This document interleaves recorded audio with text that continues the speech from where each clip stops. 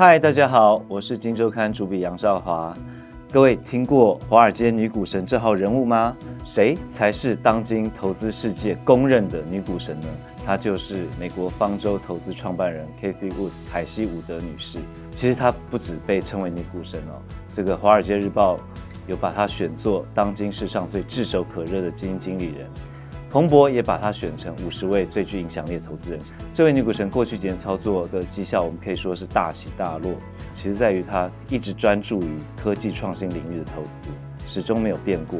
在《今周刊》最近取得了一个独家专访机会，我们面对面专访这位女股神，她跟我们分享了美国总体经济、美国股市、AI、半导体、虚拟资产，还有许多新创科技的一些前景展望。现在透过《今周刊》面对面专访的第一手视角，让我们来了解这位女股神她的真心话，还有她的大冒险。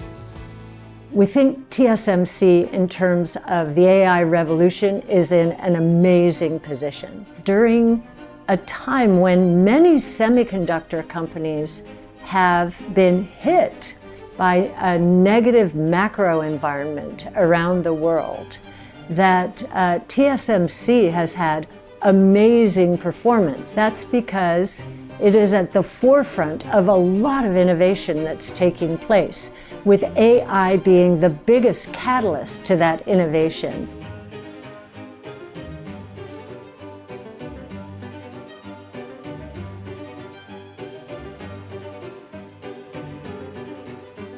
We're in a period of uncertainty now. In fact, some would describe it as chaotic. There's a lot of uncertainty because of tariffs on, tariffs off, and all of the changes in personnel in the administration. Consumers actually are worried about their jobs if they touch the government sector at all.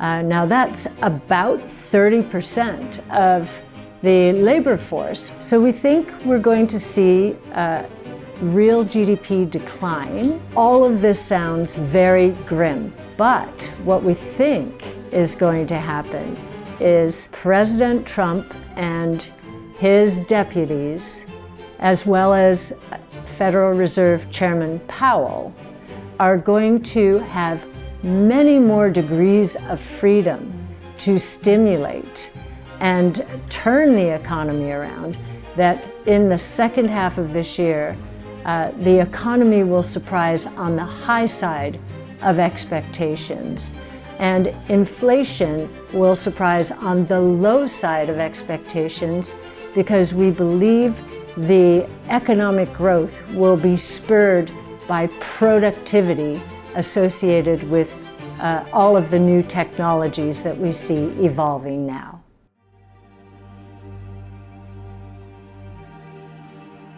We think TSMC, in terms of the AI revolution, is in an amazing position. We also think that there are going to be more competitors to NVIDIA, and yet TSMC will probably be involved with all of them. It's the go-to foundry and design team. In terms of building elsewhere in the world, we think that's a win-win for Taiwan and the US. So we think for TSMC, it's a good idea to diversify. And TSMC is so highly automated that the higher labor costs in the US are not going to make for a competitive disadvantage. During a time when many semiconductor companies have been hit by a negative macro environment around the world, TSMC has had amazing performance. And of course, that's because it is at the forefront of a lot of innovation that's taking place, with AI being the biggest catalyst to that innovation. So TSMC is in a very good position. What downstream applications in AI are going to be the most important? Robo-taxis, certainly. Tesla, for all kinds of what we believe are short-term reasons, has been cut in half in the last few months. We believe it's an overreaction. We think the macroeconomic environment is not good for any automaker right now. But on the other side of that, the recovery, We'll have a refreshed Model Y. We think Tesla is about to launch a $30,000 car. Most important of all, Tesla is going to commercialize its robo-taxi service in Austin, Texas in June. That will force analysts to change their models from just an EV model with gross margins very low in the 15-16% range. So we believe that in 5 years, 90% of Tesla's valuation is going to be because of robo-taxis. As robo-taxis, energy storage, they will be electric, and artificial intelligence. So we think Tesla has a big head start on almost anyone out there when it comes to humanoid robots.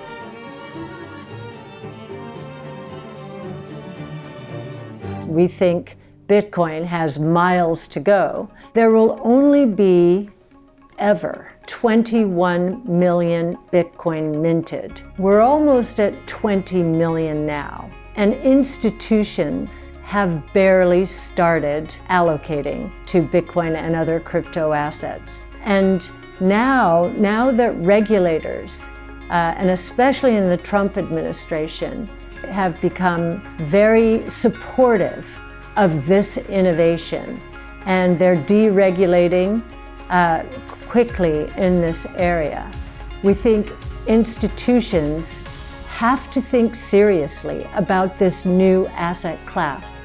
Institutions have a fiduciary responsibility, certainly pension funds do, to consider an asset that does not behave like other assets in its portfolio. When we first took our position in 2015, Bitcoin was $250. The security concerns back then were much higher because the computer network supporting Bitcoin was so much smaller. So that risk has diminished considerably over time. Now, Bitcoin is being used more as a store of value.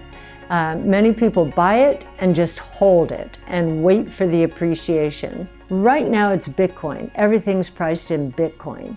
That means it does play that role of money.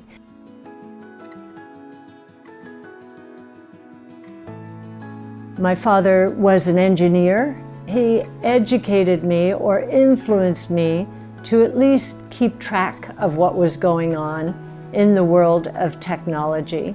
It was on my birthday when I was 7, and he said, "You know, you can do anything if you put your mind to it."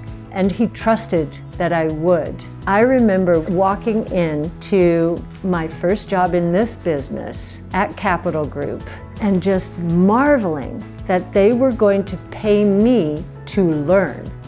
You know, the world is our oyster. The world is changing all the time. And what inspired me to start ARC is the idea that the traditional asset management world has been going more and more passive or benchmark sensitive. We've been doing this research exclusively on disruptive innovation since 2014. And during very volatile markets, to provide a highly differentiated exposure to innovation, I wanted to add new technologies to our own business. And so what we did was we opened up our research ecosystem and we give away our research. We want our investors to be on the journey with us. My strategy, and now ARC's strategy, has moved more and more towards disruptive innovation. Now we have streamlined our investing by focusing on one area with disruptive innovation, allocating capital to its highest and best use, or allocating capital to the new creation. There's nothing more enjoyable. We're doing more in Asia, and we're going to be sending our analysts more and more to this area. Taiwan Semi is a cornerstone investment, but given the innovation around Taiwan, we definitely want to learn about more companies that are going to be part of what I just called the new creation.